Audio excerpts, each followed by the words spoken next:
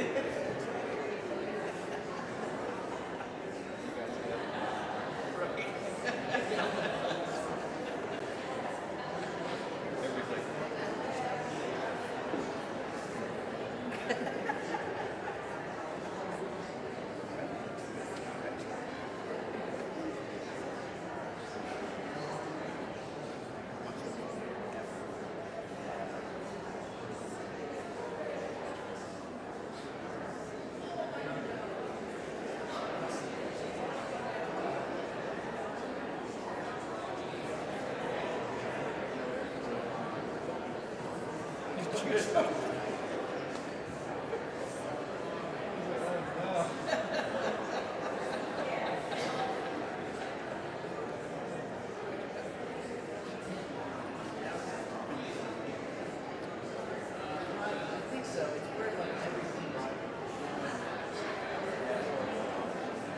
I think that's.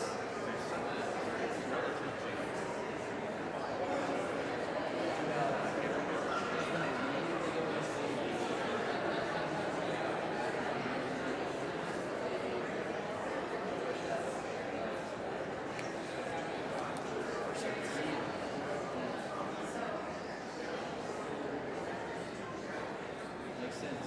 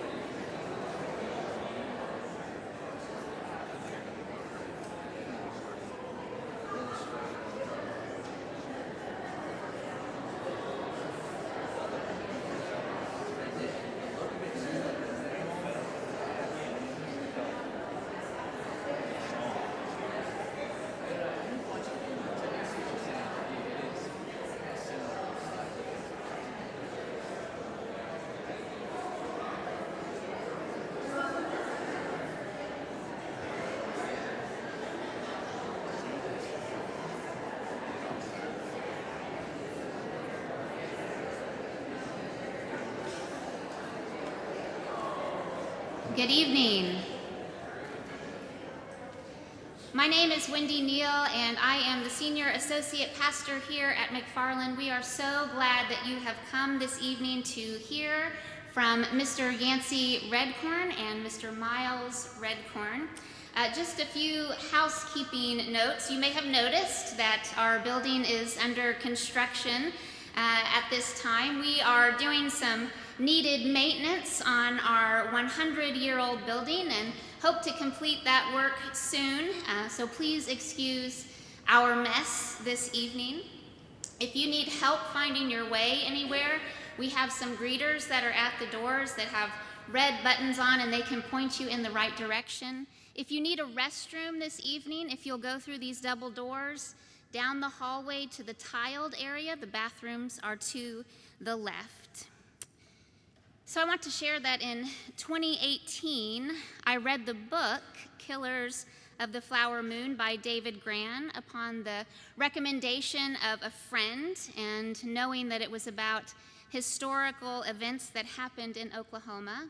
And I'm so glad that I read that book, because having grown up in eastern Oklahoma and having taken Oklahoma history in high school, I had never heard the story of the intentional, strategic, and coordinated murders of so many of the members of the Osage Nation in the early 1900s.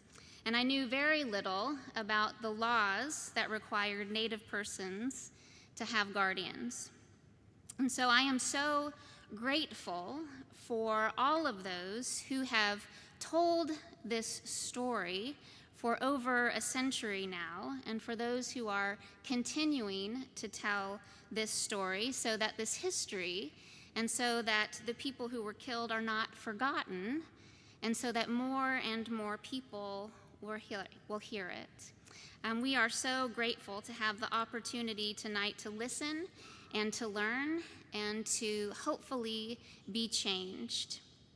I want to offer a special welcome to all of our Native brothers and sisters who are here and those who are joining us online. Thank you for being here.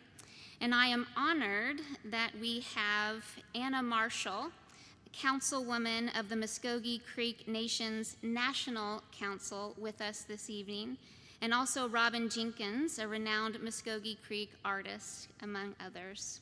And so welcome. Tonight's event is hosted by McFarland's Just Action team, and I'd like to invite Harris Phillips, the chairperson of that team, to come forward and share a few words.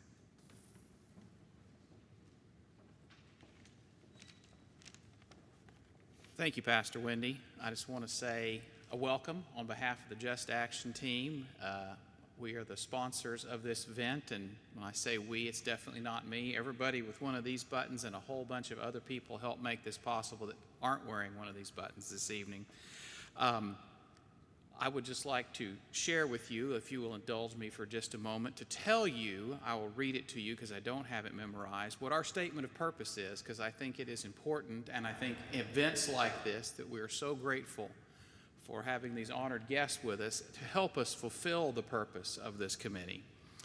The purpose of the Just Action team at McFarland Memorial United Methodist Church is to promote the fulfillment of the United Methodist Church's call to action concerning racism in the Book of Discipline, that we shall confront and seek to eliminate racism, whether in organizations or in individuals, in every facet of its life and society at large. And the Just Action team will carry out this purpose through educational opportunities like this one, building relationships and actions in the community.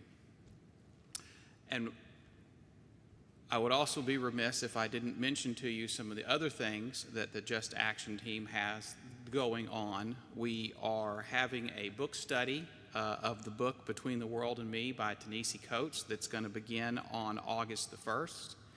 It's a Thursday evening. It'll run 3 Thursdays in a row. There's more information about that. Sign up on mcfarlandumc.org. We're also sponsoring a trip and leading a trip to the Greenwood Rising Museum in Tulsa on March the 2nd. It'll be a day trip. We'll be providing transportation for those who want it. And again, there's more information about that at mcfarlandumc.org. There's also more information about those two things that I just mentioned and other things that we have in the works on that table back there. So anything you might want to know might be there. And of course, feel free to ask any one of us.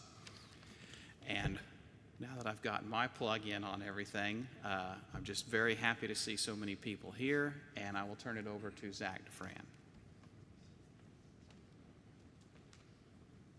I'll quickly correct one thing. The book study begins February 1st. I think he said August. So it's starting next week, which is we don't plan that far ahead. But we do have a book study coming up very soon if any of you are interested in participating.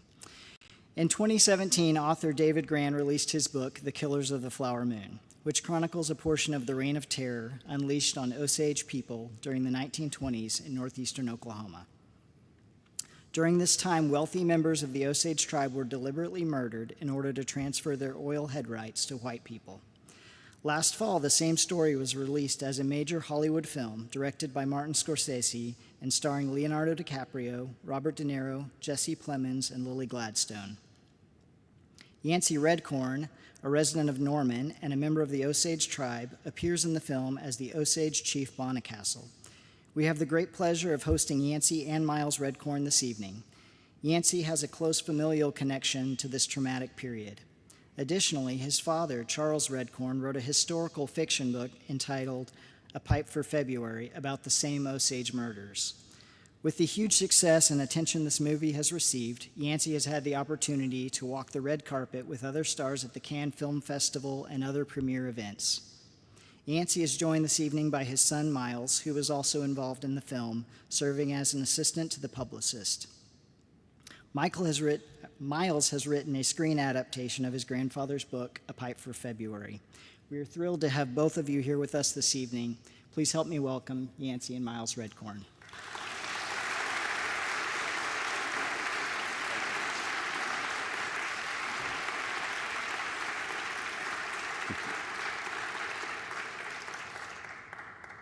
Thank you.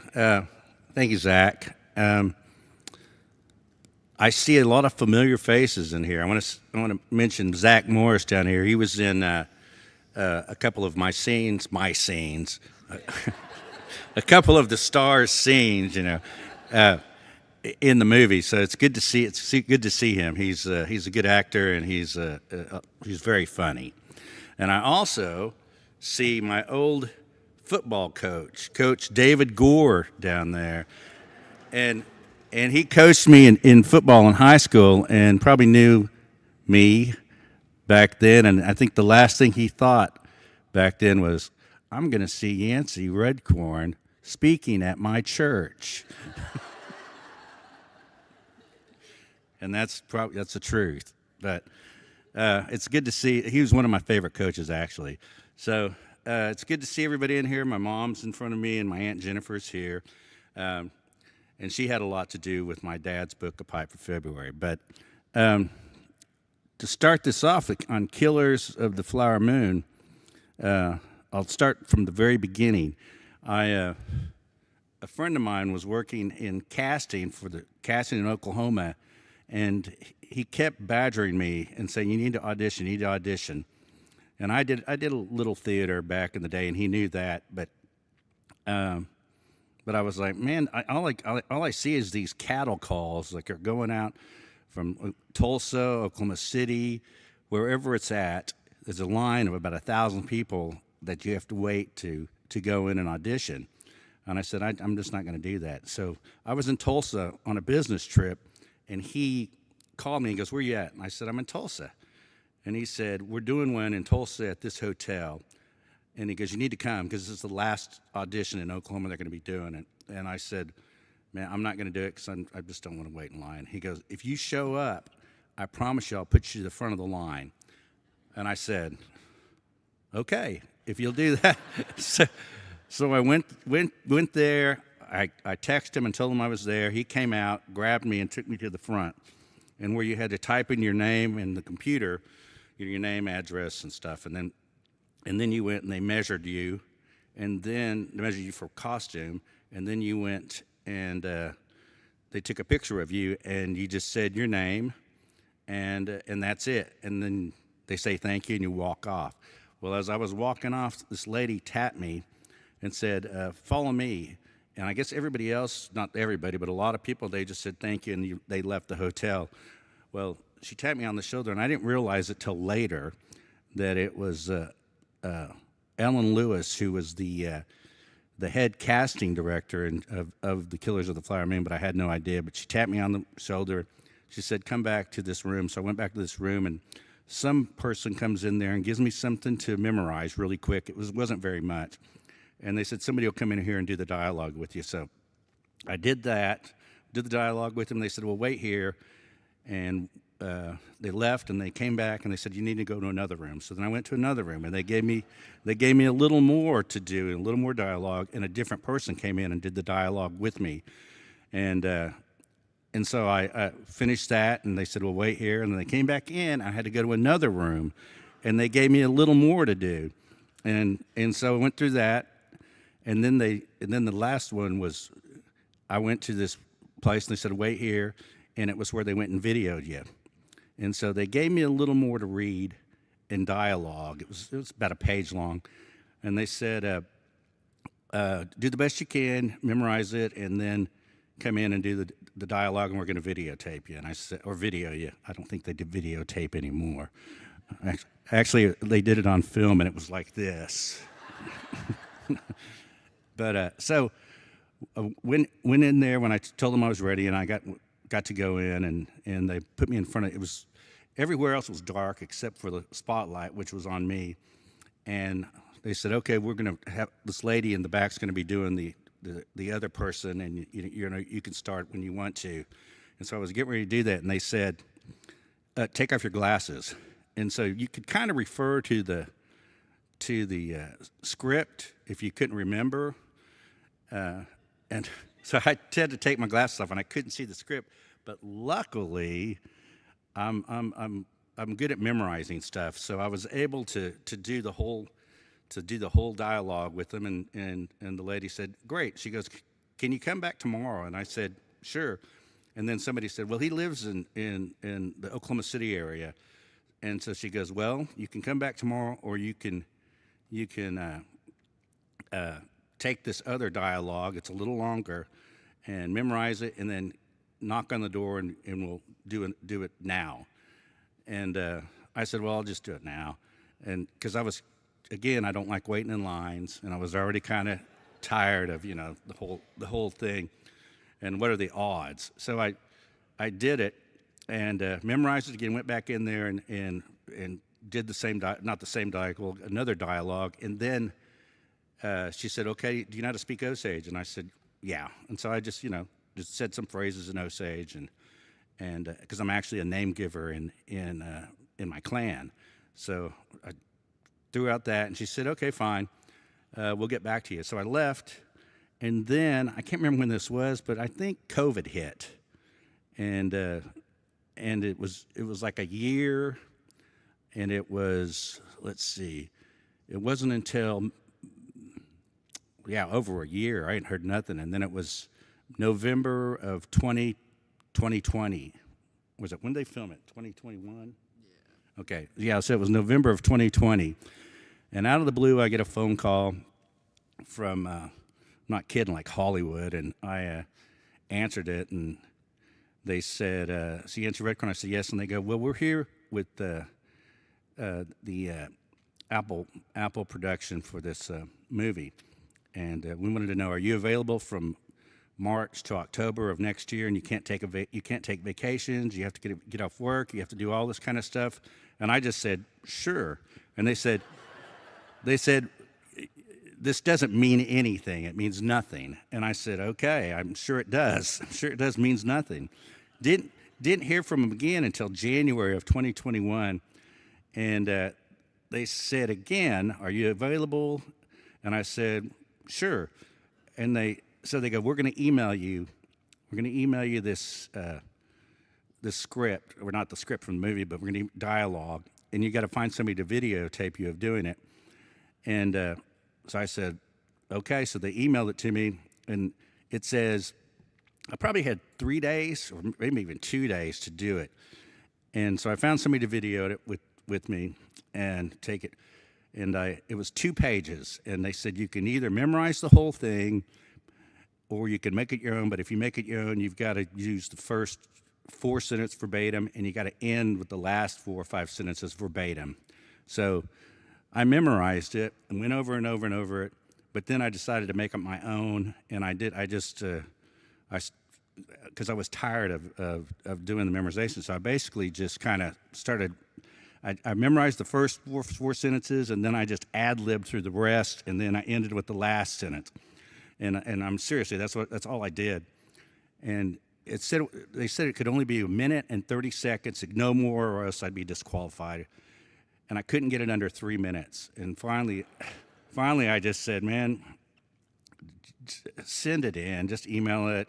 There's like 100 other people for this part, and it just said it was a council person. It didn't say anything about chief. And so then they probably a week later, they called me again, and they said, "Are you available from again March to, which was only a couple of months, because I think this is when they called, it was the end of January, 1st of February. So it was like March, which would be a month until October. And I said, sure. And they go, well, we're going to email you a non-disclosure agreement. And since I went to law school, I was like, okay, so this is kind of getting official. So they sent me a non-disclosure agreement, and I had another attorney look at it and to see if it's, if I'm able to do some other things that I wanted to do with my dad's book. And he said it was fine. So I signed it and scanned it, emailed it right back to them, and it wasn't, when I hit send and they received it, probably wasn't 1 or 2 minutes later that my phone rang, and it was the head casting lady, and she was like, hey, this is or it was the second lady that's in charge of Renee Haynes, and she said, hey, this is Renee Haynes. I wanted to call you to say that, you have a principal speaking role in Killers of the Flower Moon for Chief Bonnycastle. And I didn't know how to react. So basically I was just like, okay. and she goes, well, so are you excited? And I said, yeah. And so, but at the end of the conversation, she goes, okay, tomorrow the Apple attorneys will be contacting you about going over your contract. And I went, wow, this doesn't sound like a background that's extra or anything like that. It sounds like, this is the real deal. And, and they sent me the contract yesterday and paid me a lot of money for it. And it was kind of crazy because later on, when I ran into her, this is after the movie's done, and I was sitting with her and the other Ellen Lewis. It was at a reception. We were in New York City, and I go, do you remember when you called me and you said, that I got the part? I've been talking to everybody else that got the same phone call, and they all cried. And they all screamed with joy and all that kind of thing because it was a Martin Scorsese movie, and it's everybody's dream to be in a Martin Scorsese movie because of course they were real actors. I didn't really know, what I was getting into, but I said, you must have thought I was just like some jerk or something, and they both said, no, we just figured stuff like this happens to you every day. And I go, well, it does, and I go, and also, everybody that I've known always said, well, you need to be an actor. You need to be an actor.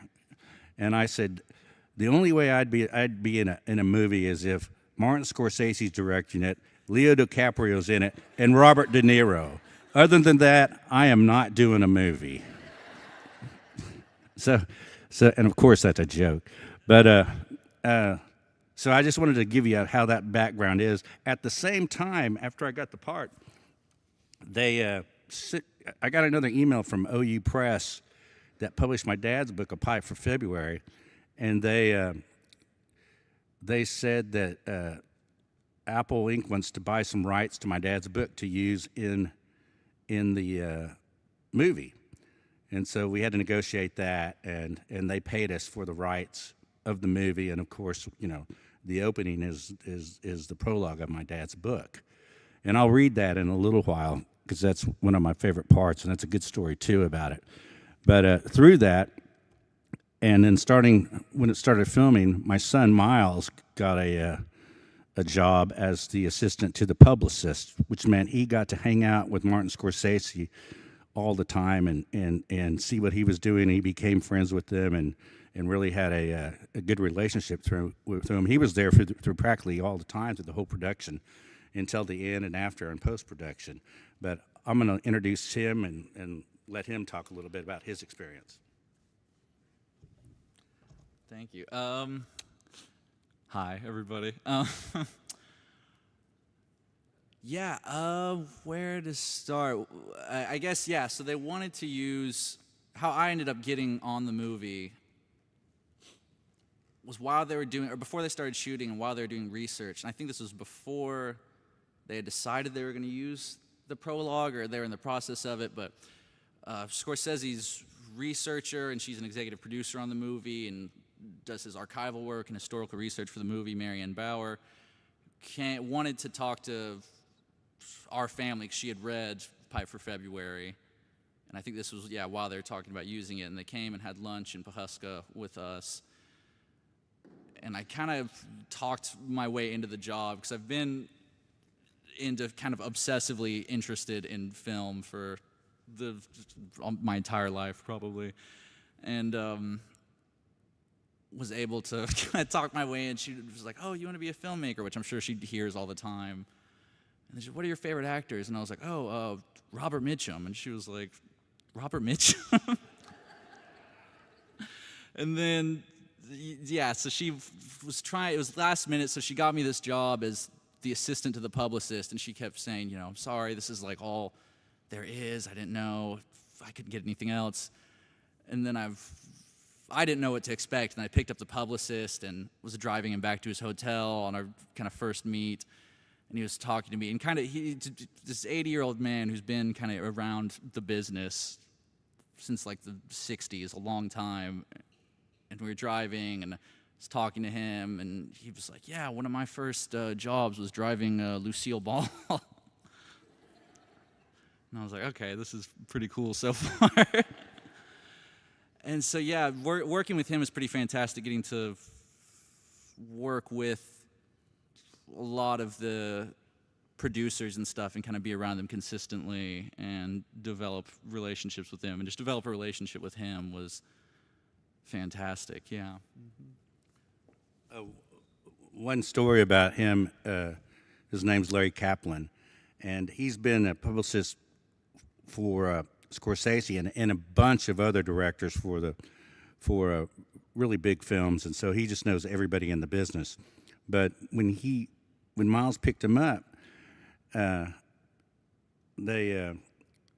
think Larry was kind of feeling Miles out to see, what he's all about. So he said, "What do you like to read?" And Miles goes, "Well, I like to read Chekhov plays." And he went, "Wow, that's my favorite." And I'm thinking, who reads Chekhov plays? And it just happened to be, and they just, from then on, they were like best friends. And he goes to New York City and visits him, and they have dinner. And I mean, it was, they have a really cool relationship. I think he likes him better than me. So when I got into, I did when I ad-libbed that last audition, it was I had to do my first scene. I think it was in March sometime, and so they give you bits of the script. So they don't ever show you the whole script. So they give me the scene I'm in, and I'm with Jesse Plemons, who I'm interacting with in the scene, and in what I read in my script, the majority of it was coming right from my ad lib. So they took my ad lib and put it into the script. So that was helpful. So that was a great scene, because it was, and I don't know how many people have seen the movie, but it didn't show everything. But when we filmed it, it was really interesting because, this sounds bad, but if you're a principally speaking actor in a movie like that, they have your own trailer and your own hair. You have your hair people and your makeup people, and you have people bringing you food and all that kind of stuff. And basically, you hang out in a trailer by yourself until they say, "Hey, come in. It's ready for your scene." The first trailer I was in was called Alexa, the Alexa trailer. It was a really big trailer, and you walk in, and they have mirrors all over the place. And it was the first day I was there, so I walk in, and there's mirrors all over this thing, big screen TV, and it's just really, really nice. And then I looked at the mirror, and it said, "Ask Alexa, how are you doing?" And so I just got there and I said, "Alexa, how am I doing?" And she went, "You're going to do great. You are a handsome, handsome person. You're just going to do great." And I went, wow, I like this trailer. But I just kind of find it funny.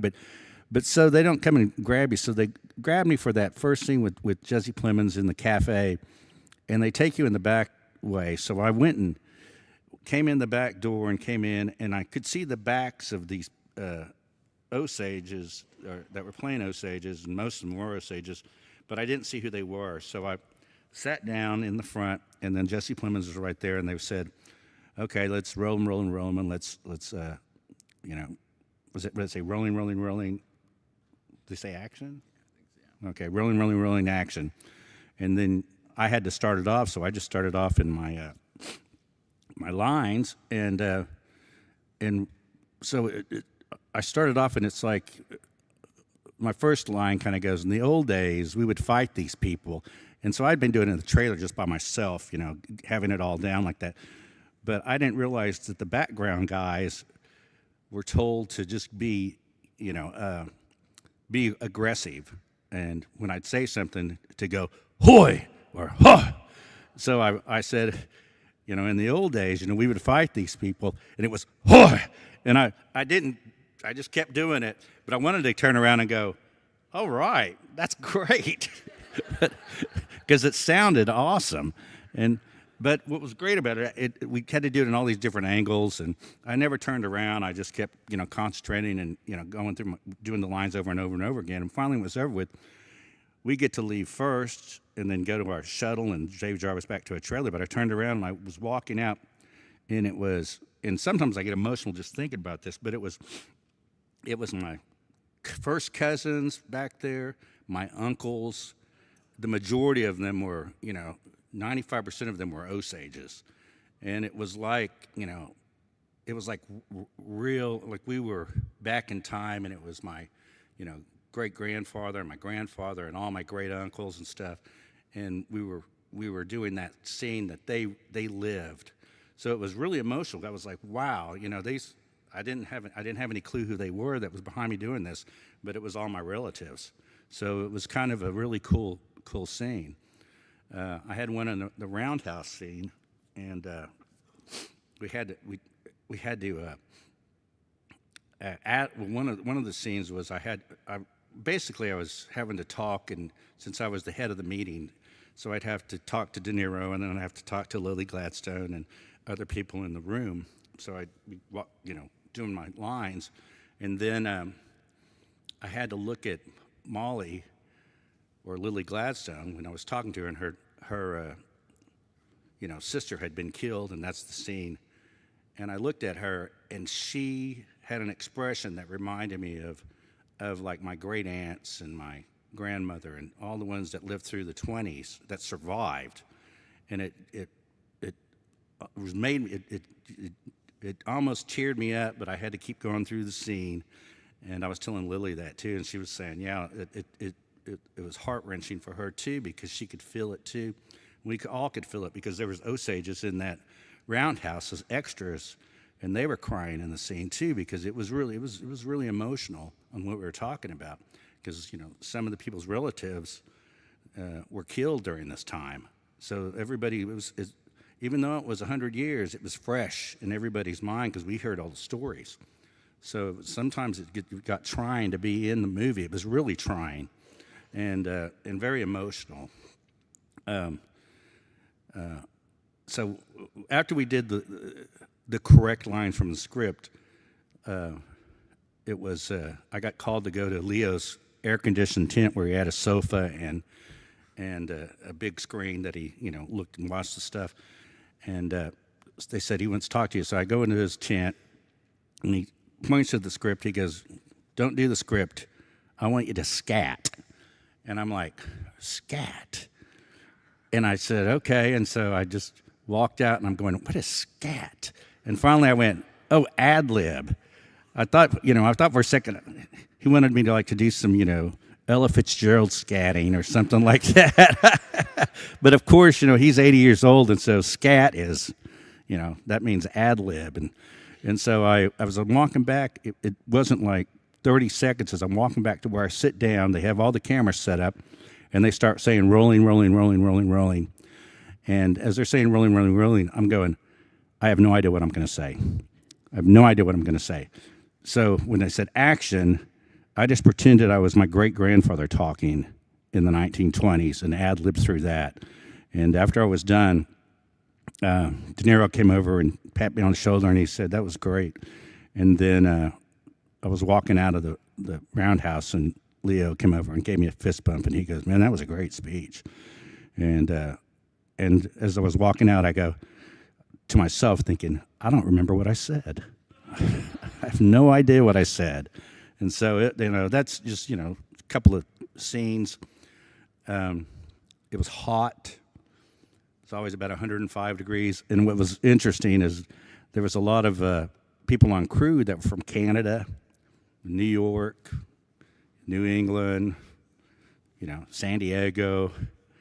And they were just, it was killing them. And they were just, because it was like 105 degrees out. I mean, yeah. Miles said that Larry, who was 80, just handled the heat. He just kept cruising around, and Miles kept saying, drink water. This is kind of dangerous. But it was, it was hot, and I had to wear wool suits and always a Pendleton blanket over me. So a lot of times I'd be, sweating, but luckily the production assistants would come over and they'd have these fans that they'd put on my face and, make sure, You got anything to say? No, if people, as this is happening, have been like, can you believe it? Who would have thought your dad, kind of in this movie? But if you know my dad, I was like, yeah, I can. I can. He's kind of made for this actor lifestyle, getting fans cooling off his face and sitting in a trailer and his hair done. And it's awesome. It comes really naturally to him. I don't know if that's a compliment or not. I don't know exactly if that is a compliment. But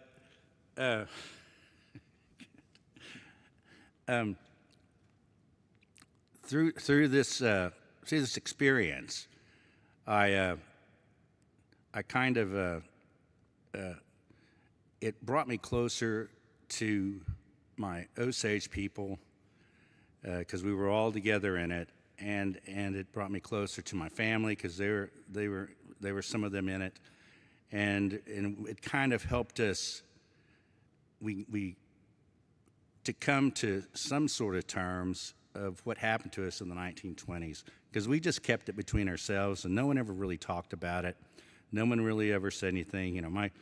My great-grandfather was poisoned during this time, and my grandfather and his brothers tried to get people to investigate, and they wouldn't investigate because if you've read the book Killers and seen the movie, it was a conspiracy between, you couldn't trust your next door neighbor, you couldn't trust the preacher, the priest, the morgue, the morticians, the doctors, the local police, the government police, everybody that was around there. You couldn't trust anybody.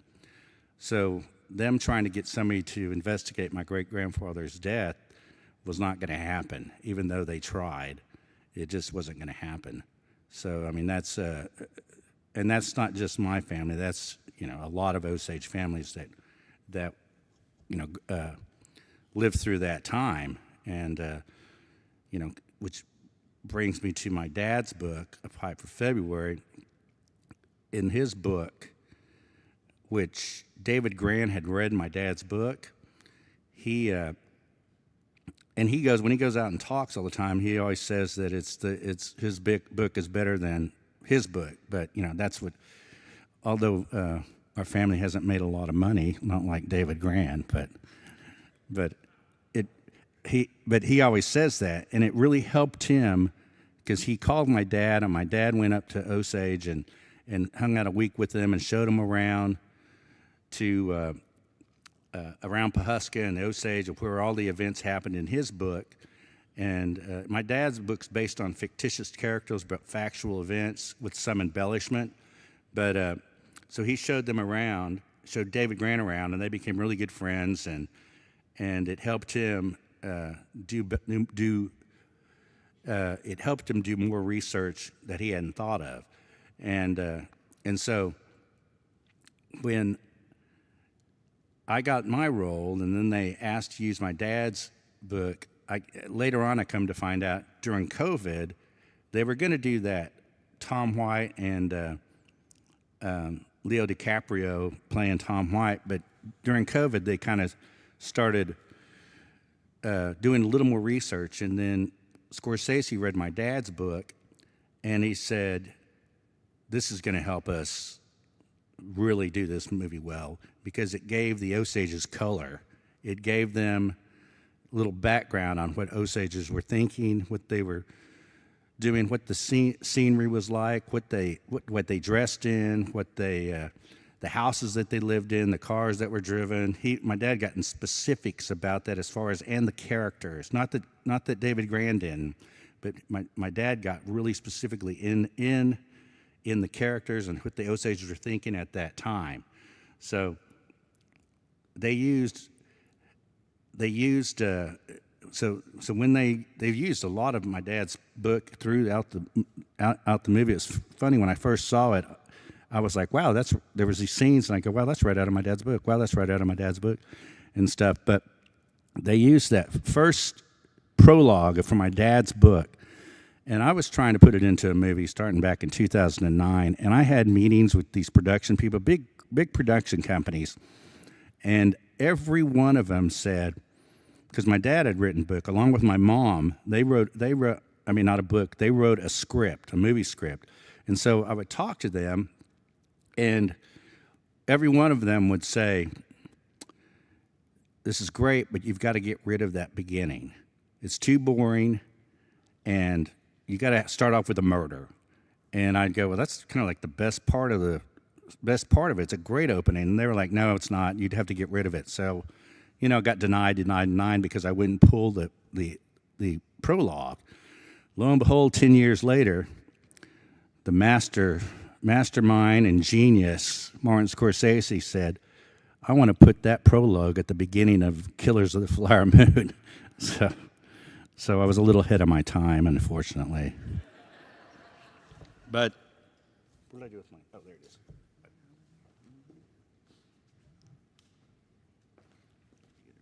Yeah. So I'm going to read the prologue, since it's my favorite, and they used pretty much verbatim the scenery, and the words that was used in the opening of Killers of the Flower Moon. So the prologue of my dad's book, A Pipe for February, starts off. November 1904. I was only 5 years old, but I remember those 4 days.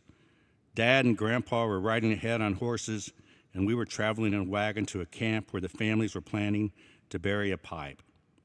It was an important sacred pipe. My cousins and I were outside and crowded up close in the darkness to the lodge made of bark.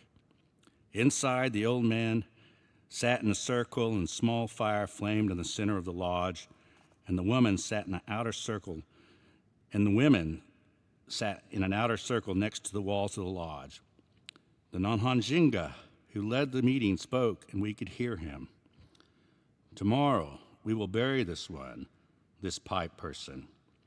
Where we needed courage, this one gave us courage. Courage to face our enemies, and courage to face the challenges of nature. This pipe spoke for us. This one has been our messenger to Wakanda. This world has changed. It is time for us to bury this pipe with dignity and to put away its teachings. There are other pipes, and we may bury them also. We will see. For now, we will bury this pipe. Those children who are outside listening, they will learn another language.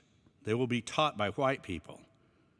They will learn new ways and will not know our ways. The old man stopped and looked thoughtful for a moment. Then he continued. Tomorrow, when grandfather's sun is overhead, we will bury this sacred pipe. We have agreed to do this, and it is hard to put aside things this sacred.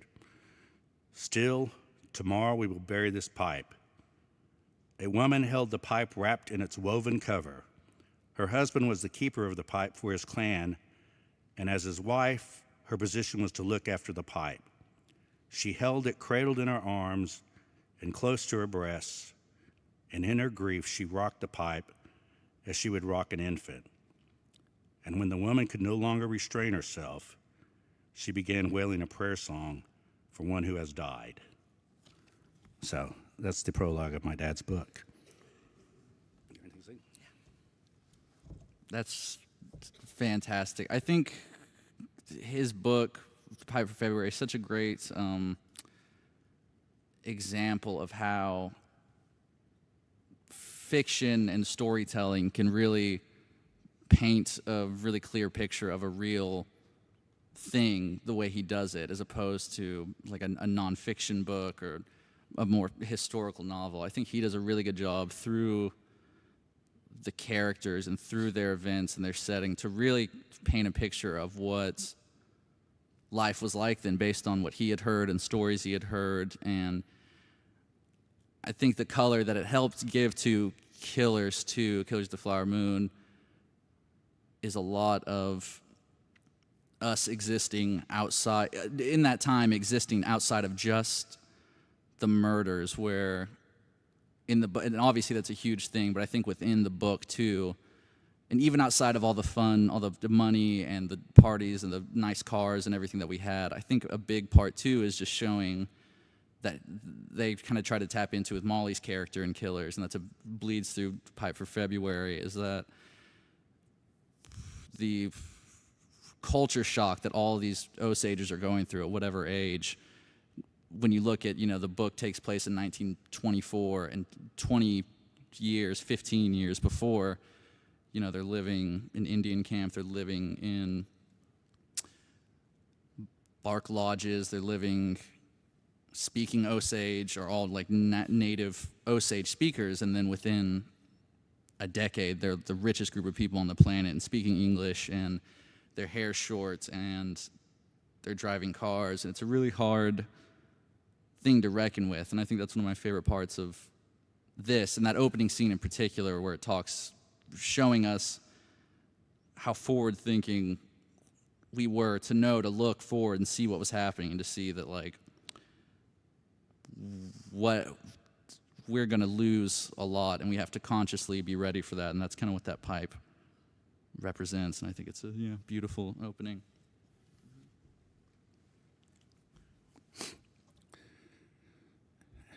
There's several scenes in the movie that's, I'm sorry, I keep looking to my left. I'll look over here to the right for a little bit too. I don't know why, I just always go to the left. But there's scenes in there like Chief Bonnycastle was, and I think I said it before, was mentioned in my dad's book. It wasn't mentioned.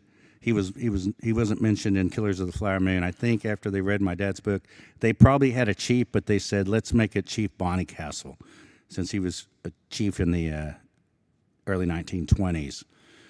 And so when I got that part, I knew who he was, through my dad and through other, he was kind of a legend within our own tribe, because he was born in probably 1880 or 1885, somewhere right around there, and then he had to go to boarding school in Carlisle in Pennsylvania. And so while he was there, he eventually left boarding school around 1900, and it must have been really bad, because he joined the U.S. Army in 1900. So with joining the U.S. Army, he eventually gets sent overseas and fought in what was called the Boxer Rebellion. And he was one of the first people to climb over the Great Wall and go hand-to-hand combat with the enemy. And he survived that. He came back, and then the early 1900s, when he got back around 1903 or 1904, that was when Caddo Jake came up to the Osage and gave us peyote for the peyote religion. And so he got into that. He grew his hair out, he got braids, and he really got into the peyote religion, had a peyote church, and had peyote meetings. and then he became a council member probably about 1906, 1907, an Osage council member, and at the same time he was going up to speak before Congress to talk about freedom of religion for tribes, including the peyote religion. So he was a person that went up and lobbied in D.C. a lot, and then he served on the council, and then he became chief in the early 1920s. And so when I had that character, I knew that since he was a translator and he'd been overseas, so he was worldly and he'd seen other things, but he was also very traditional. And being a warrior too, I knew that he was somebody that was confident. He wasn't going to back down from anything, but I also knew that he was well-spoken. And so I wanted to bring that to his character as an able negotiator, as somebody that could mediate, that didn't have to yell or scream to get his point across. And so that's how I carried him as in my character, because I just figured that's what he was like. And like in that scene with Jesse Plemons, part of it was written, and in it he kind of sounded resigned, like he was talking to him and saying, well, what do we do? What do we do? I don't know what we need to do. It was kind of like that. And so I read it, and I told Marty, what I was calling him then, I guess, I said, Marty, I go, I don't think this is what he would say. And I can't believe I said that to Marty, and you know, but I said, I don't think he would say this. And he said, well, write up what you think he'll say and email it to me, and I'll see how it sounds. So I wrote it up, and he said, sounds great, we're going to do that. So they put it in the script, and because so that's why, you know, when I start off, this was not in, and they kept this in the film, and the last part's an ad lib, but because I knew his history, they didn't have it in the script. So I started off, you know, talking to Plemons, going, you know, in the old days we would fight these people. 20 years ago, when I fought in the war called, was it 20 years ago when I fought in the war, I was the first. In the war. Sorry, I'm a bad actor. Yeah. In the old days, we would fight these people. 20 years ago, when I fought in the Boxer Rebellion, I was one of the first people to climb over that wall. I could see my enemy, and I knew who I had to kill. If we could see these people, and if we knew who these people were, we would fight them. And then I added this later on, and they kept it in. We would fight them and kill them. And so Thelma Schoonhaver, she's the editor, and she's up for Best Editor in the Oscars. She's won the most and been nominated the most of any editor in history. But when I went up to her office, when I went and visited in New York City, she goes, I love that. You said you were going to kill him. And so this was when she was still editing, and I go, well, I hope it's going to stay in the script, and I mean, stay in the movie, and it did. But I wanted him to sound like, you know, he wasn't resigned. And I know that, you know, they were trying to do stuff. They just couldn't trust anybody. So they had no leverage at all. They could start killing people, but, you know, they'd be killing innocent people around there. And then eventually, you know, they would get even, you know, just the U.S. Army would come in and take them all out.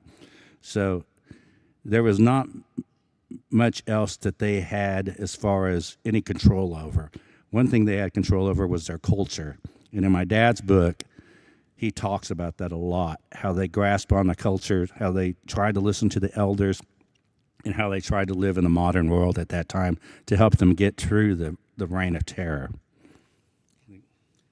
And trying to believe in the systems, or trying to give them faith, you know, being the police or the government or something. You know, they've made a really deliberate decision to say, okay, we're going to try to exist within this world and try to put their faith in those things that were betraying them and didn't have their backs. I think also, too, just to expand what my dad was talking about, too, about talking to Marty and saying, I don't think Bonnie Castle would say this, or I don't think he would be like this. I think that was a really cool thing to see my dad doing, and to see him shoot that scene, to see that happen, but also see how the production in general, but how Scorsese listened to a lot of the native actors, like Lily, like my dad, like Tatanka Means, who had sizable roles, Everett Waller. They did a good job of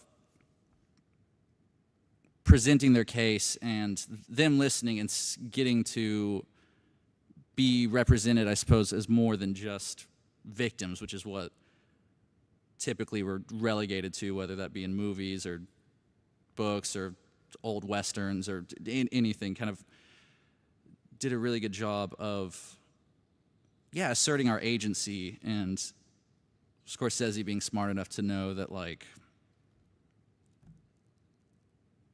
I don't know what I'm talking about as far as this goes to a certain extent, and I am going to defer to you guys. Yeah, he was really good about. He showed up pre-production, listened to the Osages and listened to the elders and let them speak without interrupting them, and they told stories of their ancestors or their grandmothers that lived through it, or their grandmothers and grandfathers that were murdered during this time. And he listened. He didn't say a word, and he took it all in. And that's when he said, "We've got to do this from a viewpoint of Molly or Lily Gladstone, and then let's bring the Osages in more than just a background, again, as victims. Although, we were being murdered, so we were victims, but we were more than that. We were real life human beings. But like in the movie, they say, you could kick a dog and get arrested, but you could kill Osage and you couldn't get arrested at all. And that was true. That was true back then. And so it's the KKK was very prevalent in that area. Pawhuska and Gray Horse and Hominy are only 70 miles or 60 miles away from Tulsa. So when the murders started, in say 1921, Osages were being murdered, and then Black Wall Street was burned to the ground in the Tulsa massacre, race massacre. So, it was, the KKK was very strong, and white supremacy was very strong at that time. And I hate to say it, I think we're 100 years now, and we haven't learned anything, and I think we're regressing. And I mean, I hate to say that, but I think it's true. And I hope with this movie, especially, and I'll give you an example. When I went to the Cannes Film Festival and I walked the red carpet there at the premiere was Friday night. So that was the first time anybody had seen it. And so I walked the red carpet, went in, and we had I think, 9 or 11 minute ovation after it was over with. It was the longest ovation that they've had at the Cannes Film Festival. And so the next day, I'm walking downstairs in the hotel, and in that hotel I stayed at, you had to be like a director for another movie, or you had to be an actor. You had to be somebody that it was important. I'm not saying I was important, but they had security everywhere. So the people that were in there were in the industry, and the people that saw that movie the night before were in the industry. So I walk in the hallway and going to have breakfast, probably more like lunch, because that reception lasted till 2 a.m. So, but Mom, I probably went to bed at 8. So,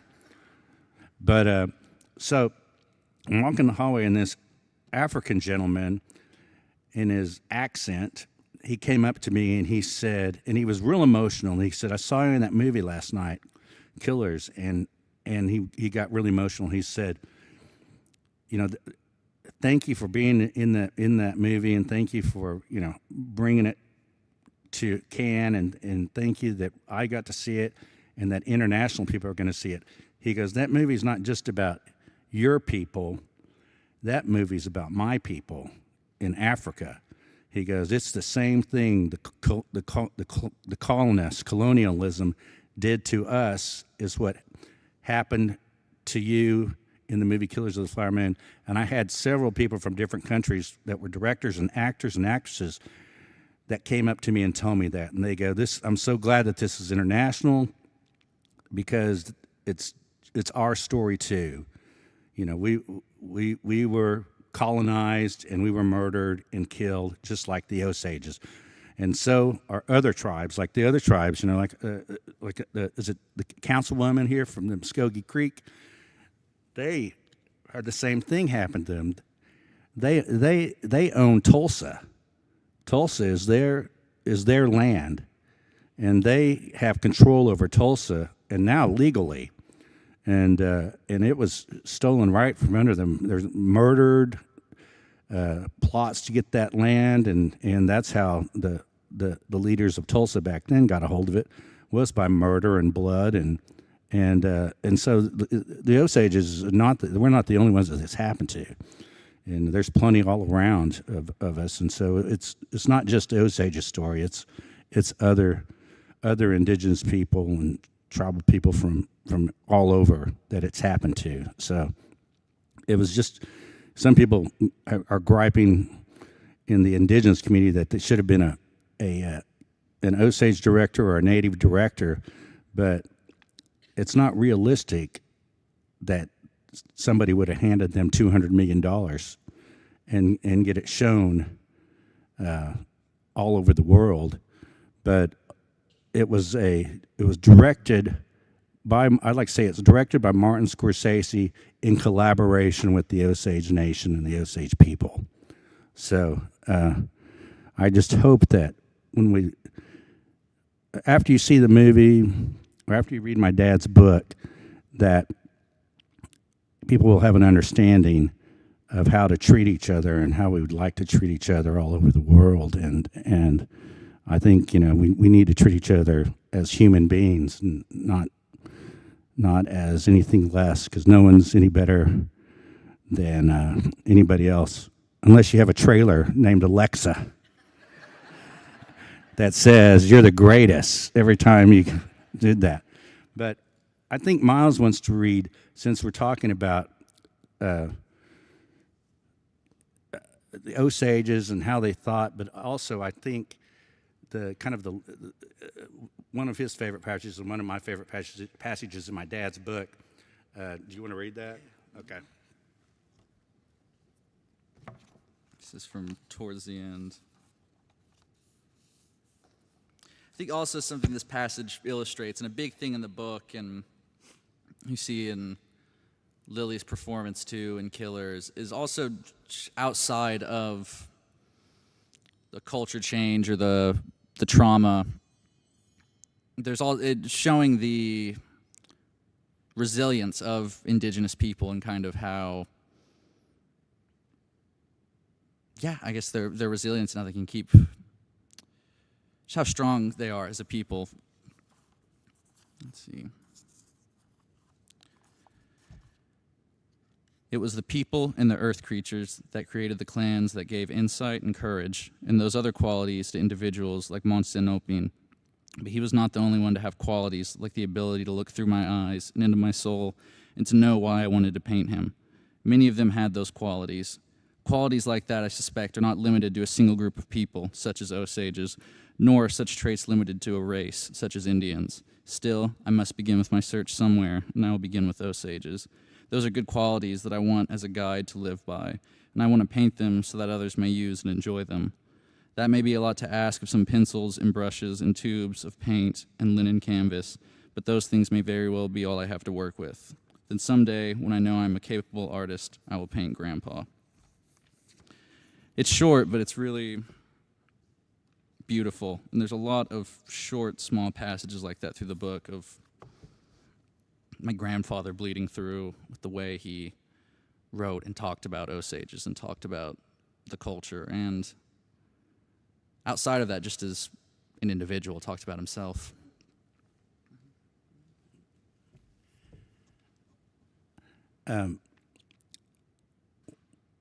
one of the things about my dad's book is he was an old soul back in the 30s and 40s when he was young. So he hung out with all of those elders, those little old men they called them, that were born like in 1870 and 1880. And he sat down and he preferred to listen to them, listen to their songs, and so through that, my dad was also a genius, and I'm not just saying that. He was a genius. He's one of those people you could throw out. What's 34% of 150 times blah blah blah, and he'd just go. He's like Rain Man, 72.5. This is really not my underwear, but he was just brilliant. He was brilliant, and so he took all this in. And he always said he was going to write this book. And finally, when he retired, he sat down and he wrote this book with the help of my mom, who kept the house going. And he wrote and wrote. And my mom, actually, Jerry Redcorn, who's out there, she edited it. And because my mom was an English professor, so she knew grammar, she knew all that. But it was kind of funny how she would edit and talk to him and say, that's not grammatically correct. And he'd go, that's how I wrote it. And so they had all this kind of pull and push and all that kind of stuff. And he was very stubborn, and she was probably most likely correct most of the time, but sometimes he changed it and sometimes he didn't. And but she was very helpful in the book. And I just wanted to recognize how much she put into this A Pipe for February too, and it wasn't easy to edit with my dad, and because it was it's his book, and he knew what he wanted to say. I don't know if there's maybe we can start questions now. I'm trying to think if there's anything I left out. What time is it?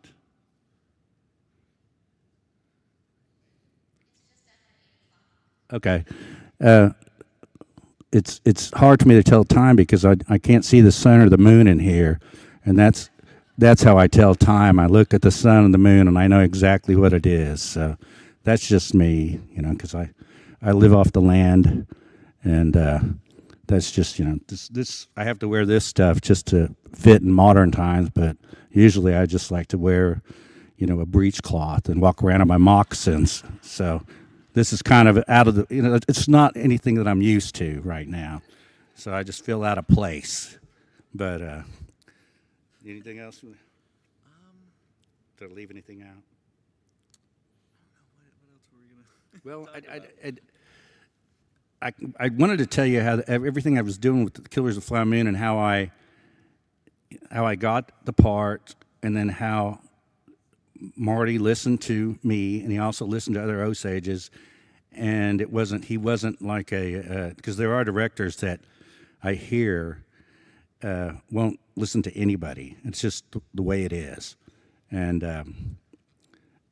so I was very thankful about that, and so I wanted to make sure everybody knew that, and I wanted to also make sure that everybody knew that my dad's book was a part of it, and like Cheap Bonnycastle.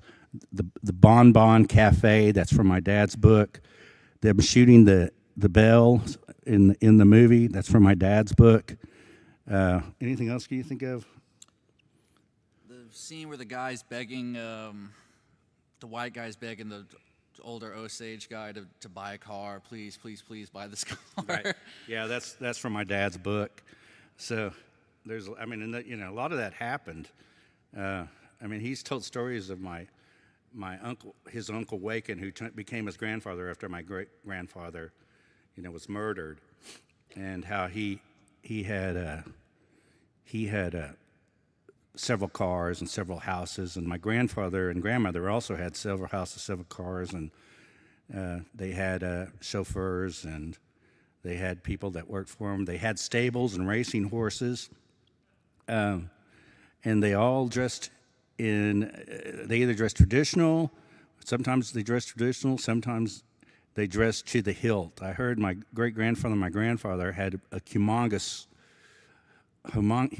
closet with just multiple tailored suits that were basically the people that were downtown were coming in from New York City and Italy and France, like the Bonbon people, and setting up, and so it was like Fifth Avenue. It could have been also like Paris. They had the finest of everything that they could get. I mean, they had architects and designers come in and design their houses, and they had Italian furniture. They had Italian fresco paintings and things like that in their house. These chandeliers that were just only the Osages could have because they could afford it. Oh, and this is one thing I want to point out. In the 1920s, obviously the Osages were brown. They were probably the only people of color that had white people serving them. I mean, if you think back, I don't know, all over the world, previously to that just didn't happen. And so that's why the white people resented us and also said we didn't deserve the money and killed us. But that's just an interesting thing. Also, my dad pointed out that the Osage women in the 1920s had as much money as the Osage men, so they didn't have to, if they left them, they could leave them anytime they wanted to because they had their own money. And so that was unheard of, that women had their own money and could buy whatever they wanted to without a man saying, this is what you need to do. Of course, they had guardians that had to tell them what to do, but they were still free in their own way of taking care of their own business without a man telling them what to do. So I think those are all sorts of different differences that what was going on in the 20s at that time that separated the Osages from a lot of people. And that helped us, go to college. Helped my dad, in the 50s, he went to college, and there was them going to college in the 40s and the 30s and the 20s. So it was the money helped to keep them going, but it was the culture that helped them get through. Okay, I think we can start with the questions.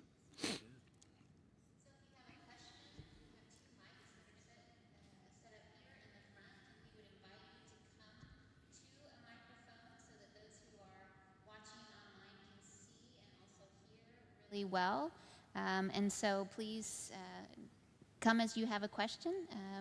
Feel free to come up to the mic. I would love to hear, Miles, I understand you're working on the screenplay for Pipe for February, and would love to hear more about where that project is and how it's going.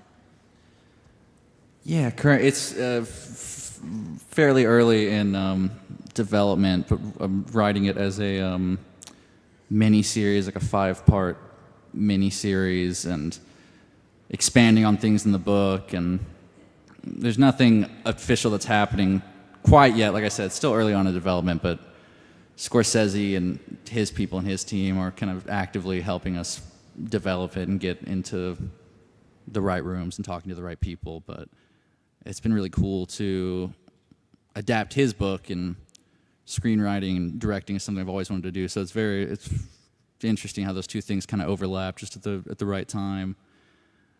And yeah, exciting, tonally to do it differently than Killers. That is a darker and not thriller, but a darker story, whereas this there's obviously dark elements through a lot of it, but some of my favorite parts of the book that I'm expanding on and writing are the parties and the kind of day in the life aspects, and showing the Osages these characters are all in their early 20s, and the way they're kind of living and existing in this world and hanging out. And yeah, there's a lot of cool things in there that I'm really excited to see on screen whenever that happens. I'm going to brag on my son real quick. When he was working with the publicist and working with Martin Scorsese's staff that worked with him directly, Marianne Bauer, who's basically Scorsese's right-hand man, just goes, your son knows more about film than I do, and how it works and filmmaking, all that kind of stuff. And then so they all started calling him Little Marty, and that was that was his nickname during the filming, was Little Marty. So I think you were going to ask a question, sir. Yes, I want to thank you, gentlemen, for an excellent presentation, very informative, and also very grateful for the movie. I'd like to mention two names and see if you have any thoughts regarding two Oklahomans who have been very prominent, speaking as a teacher, in our understanding of American history. The first is Angie DeBow, and she, shall I say, she is responsible for removing the idea of manifest destiny from the teaching of American history. And the other person I'd like to mention besides Angie DeBow is Will Rogers. And by the way, there is an excellent program right now on OETA, and both figures have appeared on OETA programs called Back in Time, and it provides quite a history and understanding of Will Rogers. So Angie DeBow, Will Rogers, any thoughts, and do they have any implications for the movie? Well, I mean, Angie DeBow, you know, she wrote was As Long as the Rivers Run. I think that's the correct one. Yeah, she was one of the first people, and I think she brought it to the University of Oklahoma to be published, and they wouldn't publish it. And so it went to Princeton, I think, and Princeton published it because it was telling the truth of what really happened in Oklahoma and to the tribes and you know how the land was taken from them. So yeah, I mean there's Angie DeBow was ahead of her time and was you know very helpful for the tribes and to get the word out. And you know it's maybe that's why OU Press published my dad's book. I don't know. I'm just kidding. But yes, and then to Will Rogers, I was a big fan of his. I went to the Frank Phillips House, the museum in Bartlesville, and I love it. And they talk about this room that's on the third floor, and it was kind of in the same floor that Frank Phillips would stay at, and Will Rogers would stay in there, and they would hang out at Frank Phillips' house and visit. But you know, he was Cherokee, and he was outspoken about the Cherokees and about the tribes, and he wasn't afraid to speak and support what the tribes were going through and trying to help them. You know, it's a shame he died in the plane wreck, but you know, he's definitely a legend and a hero of mine. Thank you for the question. When you were talking about the audition process, you mentioned that you speak Osage, and you used a title, I think, of name keeper. Is that right? Yeah, I'm a name giver in my tribe. Name giver. Can you explain what that means? Well, we have different clans, and we used to have 27, but they've kind of dwindled down. But my clan, it starts with the Eagle clan, and then underneath that, I mean, it starts with the Sky clan, and then underneath that is the Eagle clan, and under that is a subset where they have these more specific clans. So you say, you know, you're from the Sky clan, Eagle clan, and then it goes into these specific clans. And my clan is the Sijuwastagi clan, which is the peacemaker clan, and we were the peacemakers in the tribe. We would do all the negotiating. We would make the majority of the decisions. We were warriors, but the majority of the time, we were the decision makers, the spiritual leaders, the medicine men, the non-Hanjingas, who was at the beginning of my dad's book, and at the beginning of the movie, it was the non-Hanjinga burying the pipe. We were the non-Hanjingas, and so that's the Sijuwastagi is my clan. And I got the naming rights from my dad, who passed it down to me, and then he got it from my uncle Wake and Iron, who passed it down to him. And then I passed it down to Miles, and then my nephew TJ, who's around Miles's age, for them to carry it on. Because if you don't pass it down before you die, it can end, that clan can end, so you've got to make sure. My dad passed it down to me when I was 18, and I just followed him around when he did his naming. Now, Miles follows me around when I do my naming, so when something happens to me, then people that are in the clan, and they need to have a naming of their baby or whoever they need in the tribe in the clan named, then they can go to him to do the naming, and he'll know how to do it.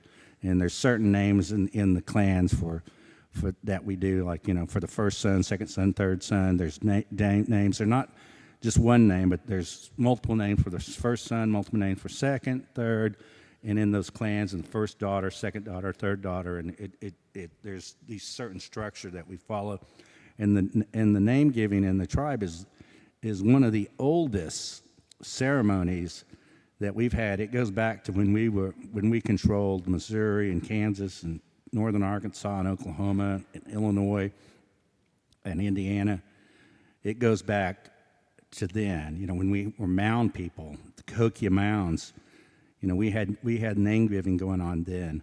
So we can't do it exactly the way it used to be done, but because back then it would last a couple of weeks. You invite everybody from the clan, the leaders from the clans, and they would come to the camp, and you fed them all, and you did all these different little ceremonies, and then you named the kid. And that happened, a lot, but we can't do that anymore.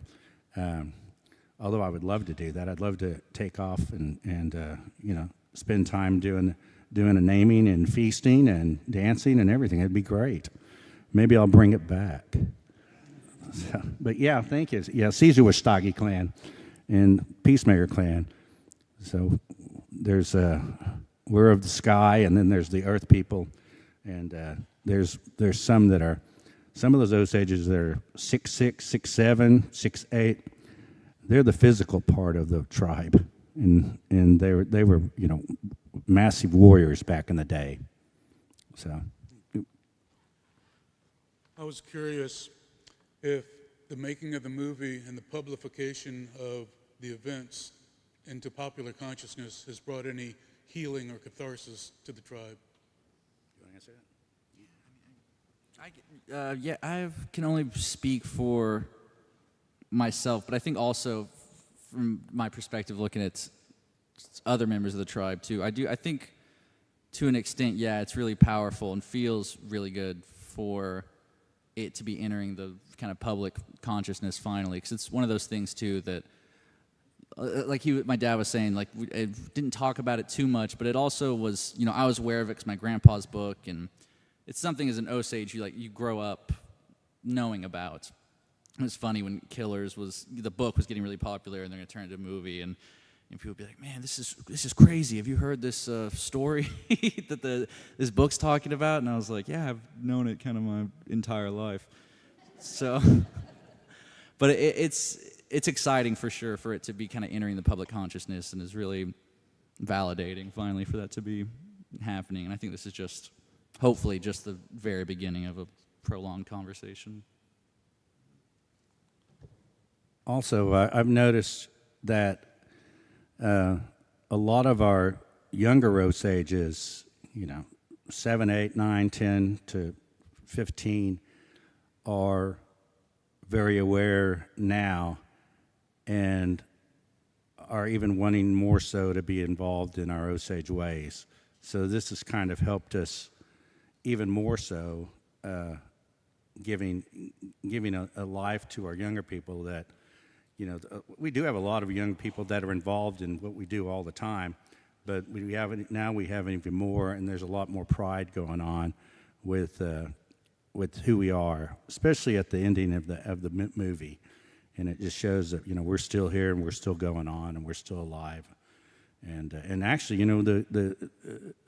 the gentleman that wrote the Osages that wrote the song that ended the movie, Washajiai, Song for a People, got nominated for Best Song for an Oscar.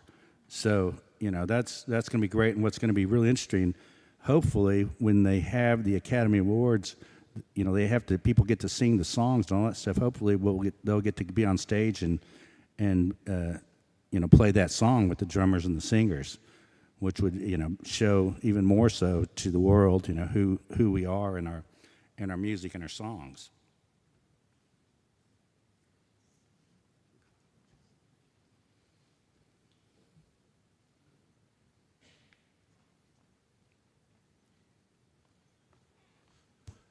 Good evening, gentlemen. Thanks so much for sharing your perspective and stories and everything. Two-part question. So my grandmother is 90 years old and lives out of state, not a native Oklahoman, so wasn't quite swept up in a lot of the excitement and the news of the film being shot here a couple years ago. And during the build-up to the film, being the consummate social justice warrior and activist and news junkie and everything that she is, she read a piece, I forget where it was or where she found it, but after reading it, she said, you know what? The film didn't benefit the Osage people of today's tribe enough, and I'm going to sit this one out and boycott the film because, you know, the film didn't provide enough to the tribe of the Osage people in terms of compensation or reciprocity for being shot on the land and with their people. So I'm curious what the response would be to that. And then second part is how do you see us applying the lessons from the film today in the world we live in 100 years beyond, of course, the events of the film? So how do we apply the lessons of the film today? And then, again, the response to people that were calling for the boycott of the film for whatever reason during the lead up to it.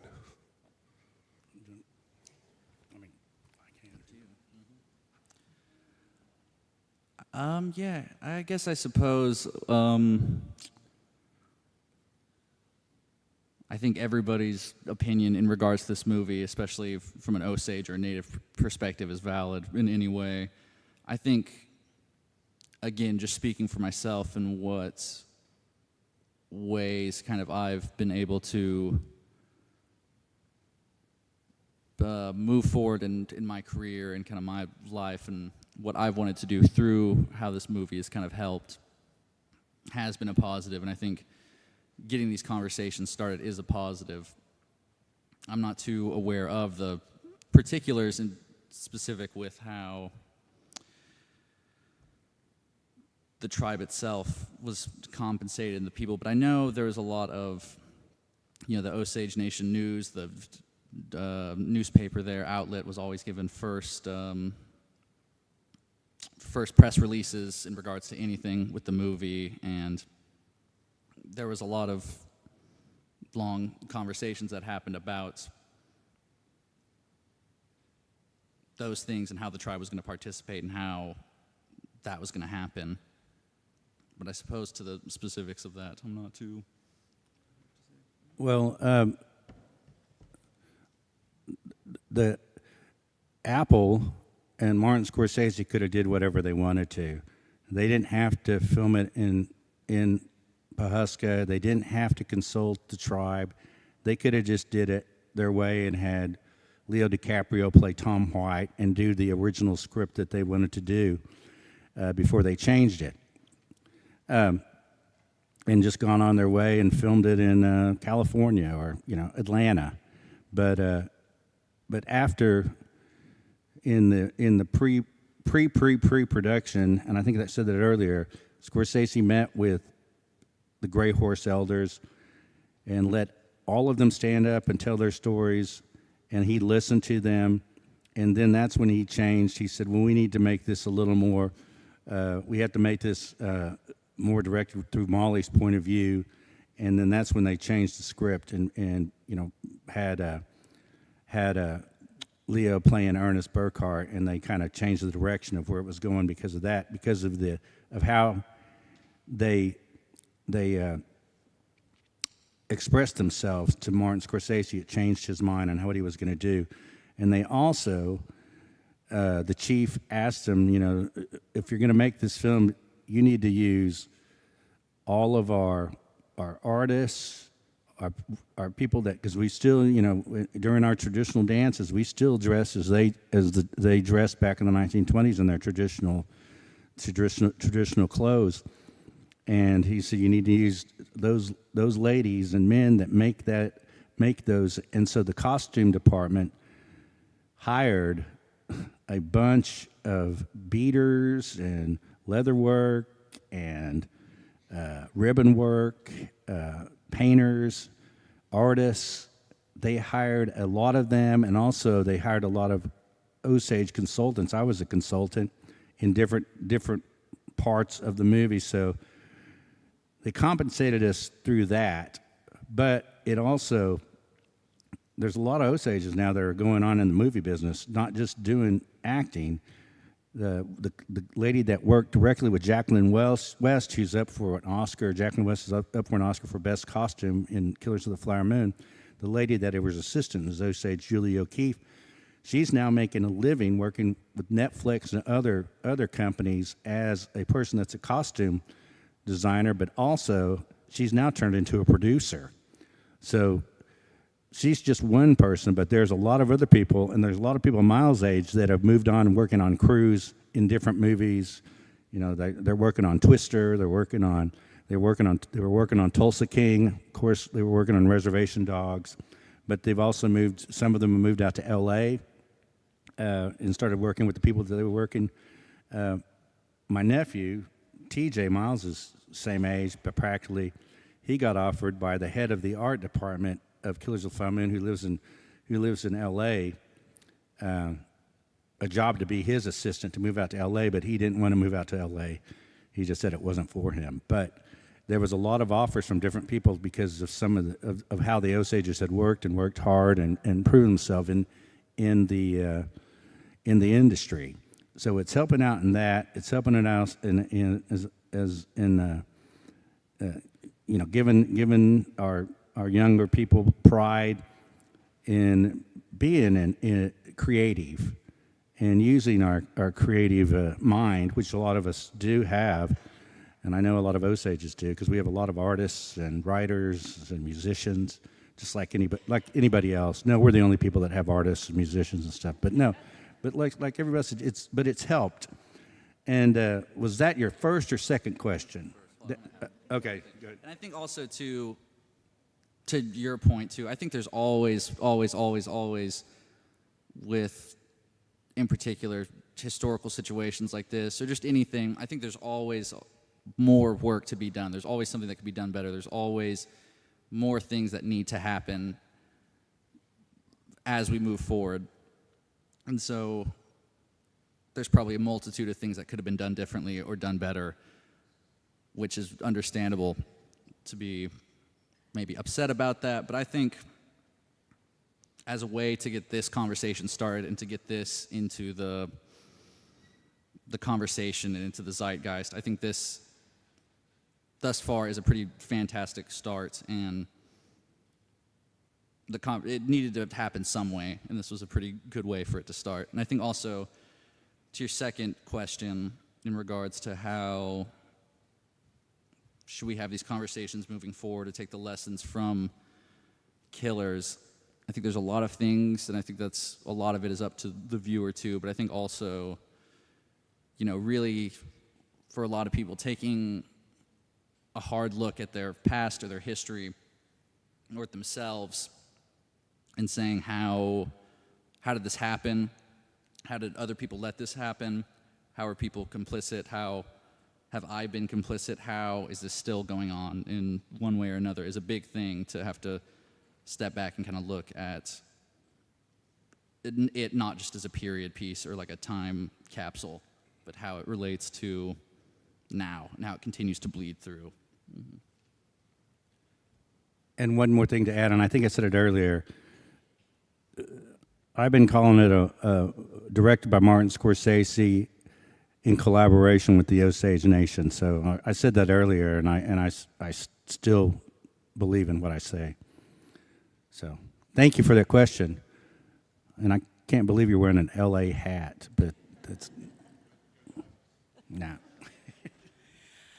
Hi, I was wondering, you said part of your interview process, your tryout process, was they asked if you speak Osage, and then later you mentioned that young people, young Osage children are getting more interested in knowledge and participation. what about the language? Is it being actively learned? Is it being lost? I know a lot of other languages are being lost from intentional things that people did. Right. Yeah. Probably in the last, I'm going to say 15 to 10 years, the Osages have put in $1 million a year for language, and we have an immersion school in Pahuska, and now the kids that are probably 14 or 15 who started when they were 3 years old are practically speaking fluent Osage, and they talk between each other in Osage, and then they talk to the elders that can speak Osage, and so that's been really successful.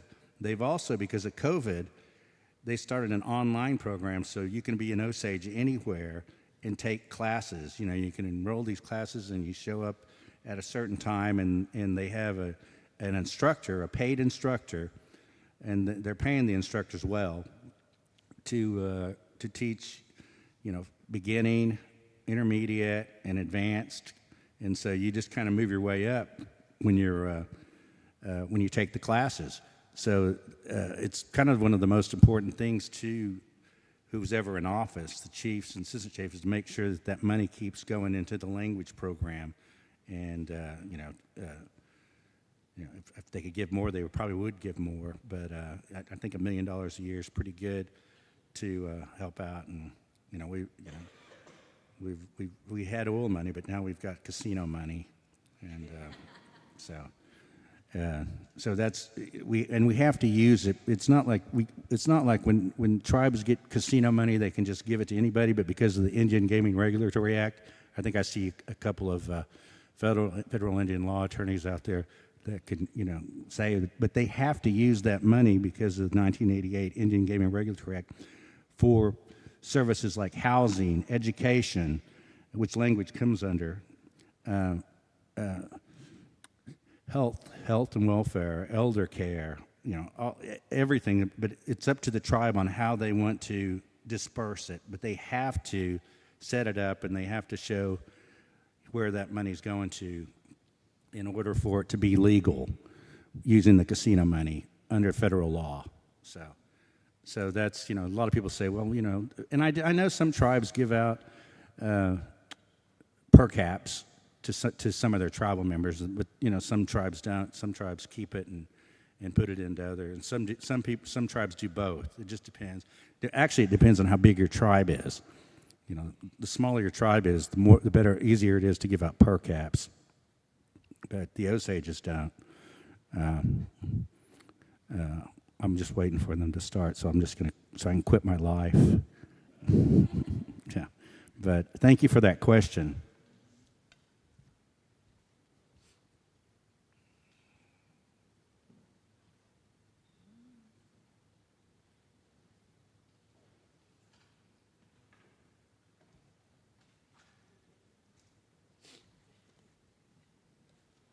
Hawaii Winsike. Edna Duente Jaji Abre, Normano Nikshe, Pasuli Nikshe, who the Nikaji Dawa Abre. So I worked on the film too, and I think everything that you guys have to say and your perspective is pretty spot on. I pretty much agree with 100% of everything you've said, and I think it's wonderful that you're here and you're speaking to everyone and being so kind and gracious. I guess my question would be is, talking about moving forward with, nobody really talks about that you're still deemed incompetent with head rights and what that means. And if we did lose our language, we would lose our sovereignty. A lot of that's baked into the treaties that many tribes have with the United States government. So moving forward with your miniseries, are you guys thinking about possibly sliding those things in there, or addressing things that may have been missed? Because you're right, there's no way you could do it all in one film. Mm-hmm. Yeah. There's so many versions of this that could be told in so many different perspectives. But yeah, for sure, definitely. I mean, there is a lot, the more you read into it with with current head right owners and kind of the laws around that too, and how, you know, there's however many non-Osage head right owners still that can't see their names, you know, because it's protecting the head right owners allegedly. And I don't know, there's a lot there that, like you said, they can't do it all in one movie, but there's a lot that I do that wasn't talked about in Killers that I definitely want to put into the miniseries Pipe, which is, you know, yeah, a lot of those things that weren't talked about that are still kind of, the effects of them are still happening and still bleeding through, and stuff that people kind of pretend to not, either not see, or it just hasn't been talked about or covered up for so long. And, you know, Killers was one very specific story within that arc, but there's so much more that, yeah, in a short, to answer your question, yeah, 100%, yeah. Well, I mean, how many movies are on World War I, World War II? I mean, how many stories are on all, I mean, my dad, after he finished this book, he would tell the Osage people when they would talk to him, and they'd say, "We loved your book, you know, but how come you didn't say this and this and this?" And he goes, "This is just about my specific version of the Osages. You know, there's other Osages that can write books about their version of what happened in their family, and they should, you know, all you know, you should. We should all write our own stories, and because they're all different, and there's all sorts of different dynamics. It's like I want to do a story on Chief Bonnycastle, and you know, because in the end, you know, he gets murdered, and it's not in the movie, but he does, you know, by the mob in Kansas City. So coming back from D.C., and so a lot of people don't know that story, and a lot of people don't know. Well, this is getting off subject, but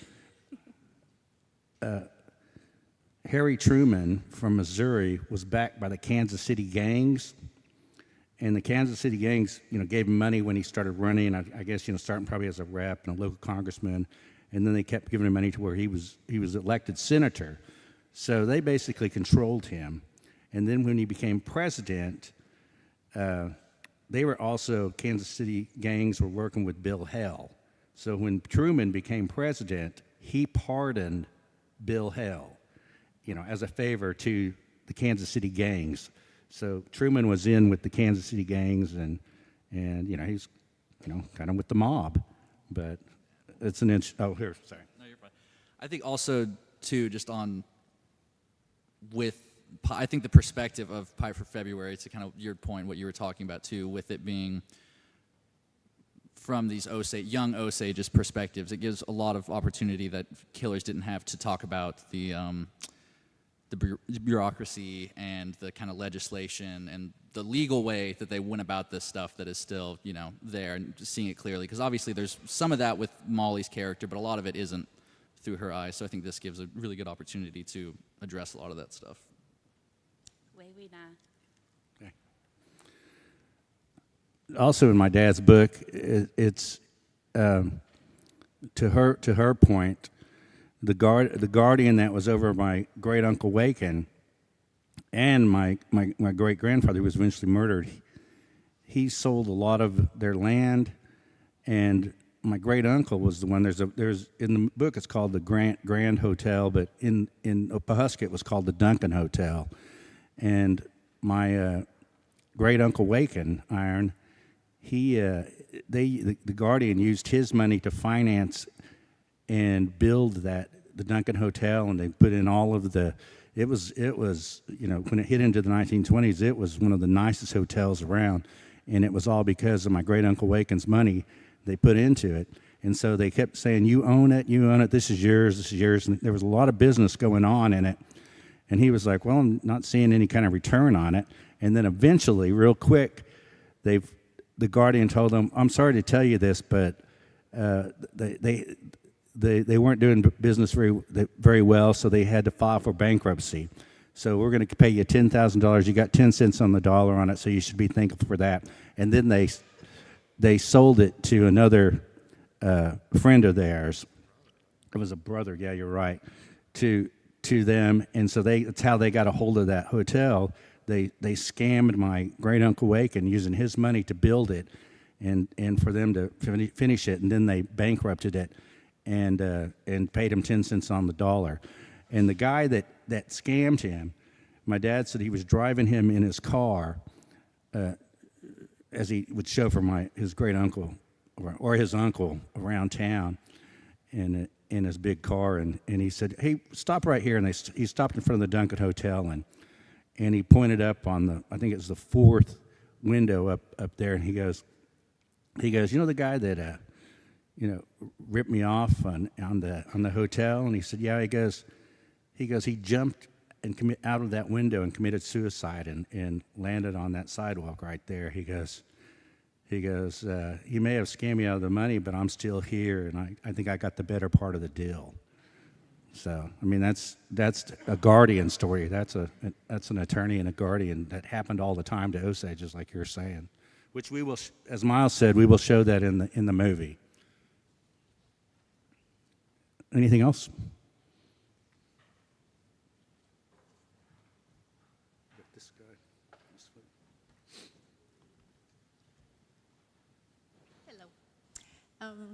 I would just would like to say that it's just a question of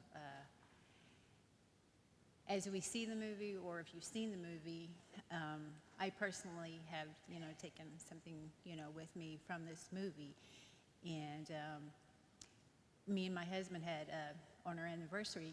I've never been to Pawhuska, and he had taken me there for my anniversary because he was an extra in the movie, and he was a Hominy football player. So, and what my personal thing that I had taken was for what Molly, stood for. Without her, I don't think that this movie probably may not have taken place, but maybe in a different way it may have been created. And I was so happy that I was able to, go to a gravesite and give my respect, for, this coming to life and be created. What would you think, or what do you think we should, take from this movie, with us that, that could, how it impacted your tribe, but also many of us natives as well? What do you think? Well, I think I said this before, but I'll say it in a different way. I think we should reach out to diaspora people that are displaced. A lot of, the Oklahoma tribes that came here were displaced originally from their original home. And so we should reach out to diaspora people and reach out and give them a helping hand and just treat everybody like human beings. And that's what you got anything? Yeah, I think just depending on your perspective and who you are, just a wider, at a starting point, just a wider sense of understanding, because it's really easy to turn these big historical events like colonialization or something into kind of a wide historical concept or something and kind of feel some disassociation from it. But I think through kind of storytelling and movies and making something personal, it's such a good way that you can kind of face it and kind of feel the human element of it. So I think just a starting point is feeling a wider sense of understanding in regards to indigenous people and, like you said, displaced people, and just how that happened and how it's not just a removed thing, and just kind of understanding it more and more and more. All right, thank you. Thank you. Hominy, the Hominy Bucks played football for them, so obviously you won a lot of football games. Yeah. Well, and then I know that Hominy's beaten Pawhuska more than Pawhuska has beaten them. But I'll just give a real story about my dad, Charles Redcorn. He started 1952, 53, 54, and 55. He was the starting running back, and he also threw the ball a lot. But somebody asked him, recently before he died, and they said, "What's your proudest moment?" He goes, "I beat Hominy 3 years in a row, my sophomore, junior, and senior year." It wasn't the book. It was he never lost a hominy, but Pahuska lost to them a lot. Yeah. We live in a time here in Oklahoma where people want to hide our history, the bad things that's happened. And I want to know what you would have to say to those people and what you would have to say to the children that are here tonight.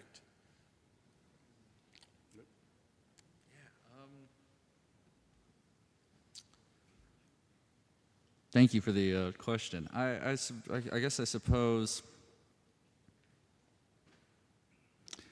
I don't know, through books and through storytelling, more and more people are seeing this and realizing that this happened. So I think whether or not those people want to pretend like it didn't doesn't mean it didn't happen. It doesn't mean, also that this happened. It's making some kind of moral judgment on individuals of today, which get conflated so much. And I think, people want to learn, people are willing to learn, and I think to younger people, I don't know, it's just a way of understanding where you come from and ourselves and how we reached the point today. And I don't know. What do you want to add? That's a good one.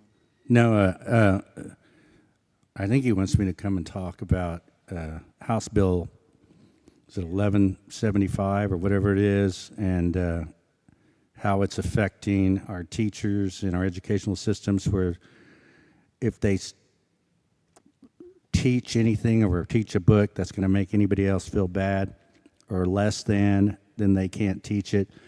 But basically, it's based on a white supremacy viewpoint, and I wasn't going to try to get into politics at all, but it's based on white supremacy philosophy.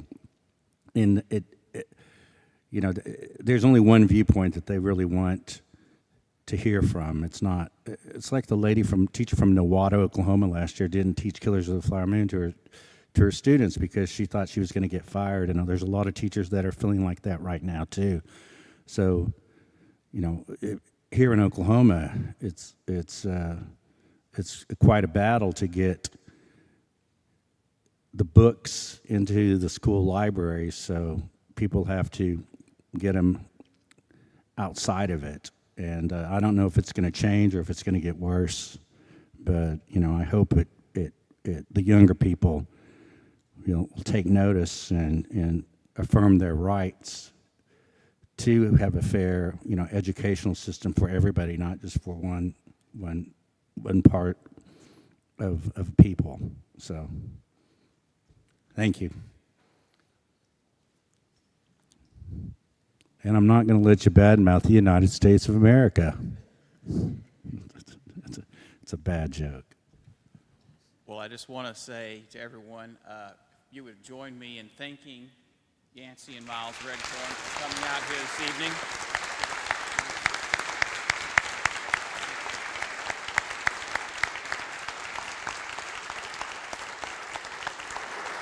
And I know that Yancey and Miles would probably be happy to meet and talk to you if you care to do that. I would just ask that you be mindful that there are a lot of people here and we want to be mindful of their time, but I'm sure they're open to that. And then finally, I would just say that I hope that you feel enriched from being here and hearing all this wisdom and knowledge and a little bit of humor that was added in here this evening. I know I did, and I just ask that you all go in peace and enjoy the rest of your evening. Thank you for coming out. Thank you.